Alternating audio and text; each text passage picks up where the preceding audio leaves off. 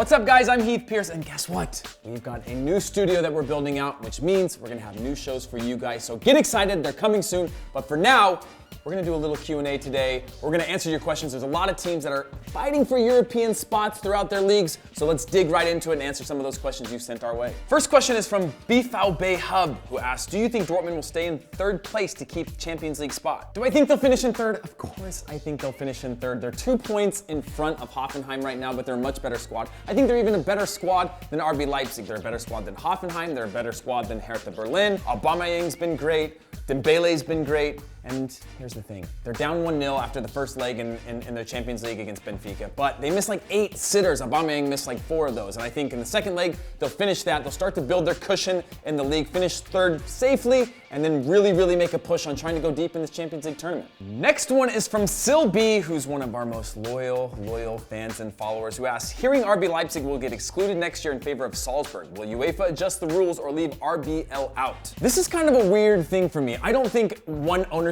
should be able to own 2 teams that are playing in European competition. Having said that, I don't think the players on the field who are the ones performing should be the ones being punished because of what's happening outside the field. It's not like any of them are spending billions and billions of dollars. So I think let's find a way to get both those teams in because they deserve it. They're doing well in their leagues. They're not like Manchester Cities or Manchester Uniteds that are spending £200,000-300,000 a week on wages. Yeah, there's a little bit of ethical things going on within the business side, but why punish the players? They're young, they're exciting. So let's get Salzburg in and let's get RB Leipzig into European competition. Next up, Juan says, if Liverpool were to make the Champions League, do you think they'll need a better squad or are they capable to do so with this squad? Well, first off, they need consistency. You can't have Coutinho or Bobby Firmino showing up once in a while. They're gonna have to be good all year long. We saw this with Chelsea. You have Eden Hazard, we had Costa, who both had off years last year, and then this year are balling again, and now the team's in first place and unstoppable. So both those guys are gonna have to be great, and the same goes for Liverpool's defense. Lovren's not good enough, Lucas is not good enough, so sign another player. And then Liverpool's midfield, just give me,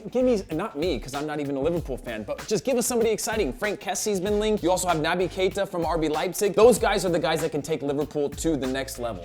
Speaking of which, now, this is just an imaginary world. I don't know anything, I just read the papers like you do and read the internet. But imagine this, with Luis Enrique leaving Barcelona, Jurgen Klopp, who likes the challenges of the Dortmunds and the Liverpools, but it'd be tough to turn down that job if Barcelona were to come and approach him. And if not him, think about maybe Wenger. It would be the most Arsenal thing ever if Wenger left Arsenal, who hasn't won a title in like 12, 13, 14 years now, to go to Barcelona and win the treble, a team that regularly knocks Arsenal out of the Champions League as well. Imagine that.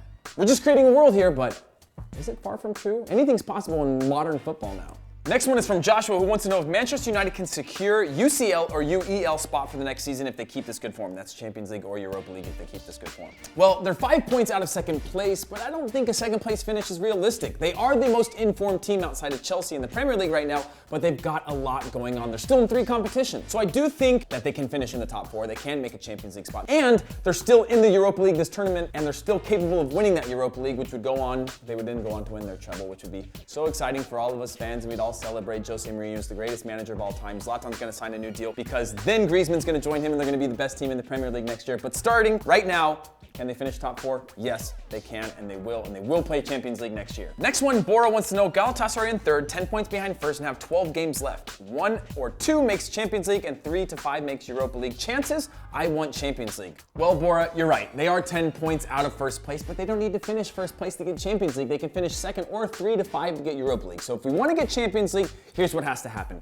They're bleeding goals. You don't get a lot of room for error when you have 3 or 4 giants in a league and the rest are all fighting for those lower mid-table positions. So they're gonna have to shore that up. Yes, they're capable of scoring. They have 2 players in the top 10 in scoring within the league right now, but they lost on Monday to Besiktas, which was a huge loss. And they still have to play against Fenerbahce and Istanbul Başakşehir. If they can take points from those and shore up that back line, Champions League, here we come. Next, Yeha wants to know, are Atalanta going to qualify for the Champions League? Well, let's present a few facts for you guys. They went 10 games unbeaten in the fall, 9 of which were wins. They beat Roma, they beat Napoli now twice, and if you can beat Napoli twice in a season, something is going right. And I love this team. They have that boy, Frank Kessie, who's probably gonna get sold after this year for a ton of money and go to another big team where we can watch him even explode into a world-class player. But I like this team. Now they're 6 games unbeaten in the spring part of the season, but they still have to play Inter Milan, AC Milan. They've got to play against Juve. They've got to play against Fiorentina. They've got a rough road ahead, but they've shown that they can compete with the best teams in the league right now. So if they can handle those games, it might be a bumpy stretch, but if they can withstand, take some points on the road, win those games at home, Champions League it is, and we can all go out and buy Atalanta jerseys. So guys, that's it for today. And remember, we are building out this brand new studio. We've got a new office space. We've got new shows coming, so get excited. I know that we're excited. Until next time, comment, like, and subscribe, and we'll see you guys later.